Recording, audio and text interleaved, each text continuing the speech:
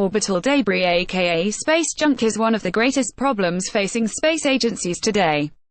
After 60 years of sending rockets, boosters and satellites into space, the situation in the low Earth orbit LEO has become rather crowded. Given how fast debris in orbit can travel, even the tiniest bits of junk can pose a major threat to the International Space Station and threaten still active satellites. It's little wonder then why every major space agency on the planet is committed to monitoring orbital debris and creating countermeasures for it. So far, proposals have ranged from giant magnets and nets and harpoons to lasers. Given the growing presence in space, China is also considering developing giant space-based lasers as a possible means for combating junk in orbit.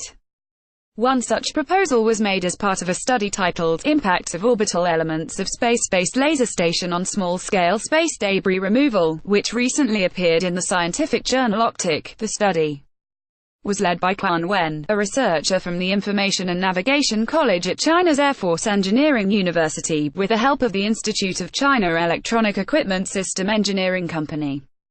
Graphic showing the cloud of space debris that currently surrounds the Earth. Credit NASA's Goddard Space Flight Center JSC for the sake of their study. The team conducted numerical simulations to see if an orbital station with a high-powered pulsed laser could make a dent in orbital debris. Based on their assessments of the velocity and trajectories of space junk, they found that an orbiting laser that had the same rate ascension of ascending node run as the debris itself would be effective at removing it. As they state in their paper, the simulation results show that debris removal is affected by inclination and run, and laser station with the same inclination and run as debris has the highest removal efficiency. It provides necessary theoretical basis for the deployment of space-based laser station and the further application of space debris removal by using space-based laser. This is not the first time that directed energy has been considered as a possible means of removing space debris. However, the fact that China is investigating directed energy for the sake of debris removal is an indication of the nation's growing presence in space. It also seems appropriate since China is considered to be one of the worst offenders when it comes to producing space junk. Back in 2007, China conducted an anti-satellite missile test that resulted in the creation over 3,000 of bits of dangerous debris. This debris cloud was the largest ever tracked, and caused significant damage to a Russian satellite in 2013. Much of this debris will remain in orbit for decades, posing a significant threat to satellites, the ISS and other objects in LEO. The chip in the ISS cupola window, photographed by astronaut Tim Peake. Credit as Anazar Team Peake. Of course, there are those who fear that the deployment of lasers to LEO will mean the militarization of space.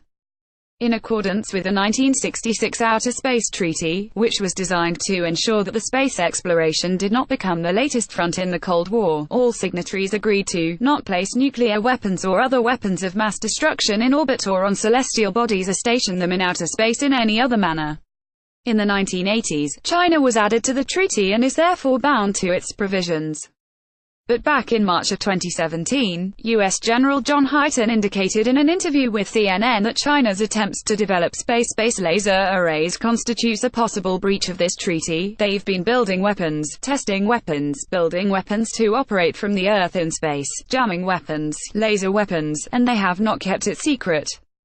They're building those capabilities to challenge the United States of America, to challenge our allies. We cannot allow that to happen. Such concerns are quite common, and represent a bit of a stumbling block when it comes to the use of directed energy platforms in space.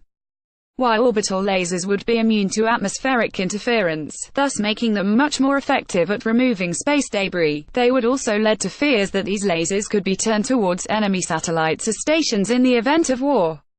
As always, space is subject to the politics of Earth. At the same time, it also presents opportunities for cooperation and mutual assistance.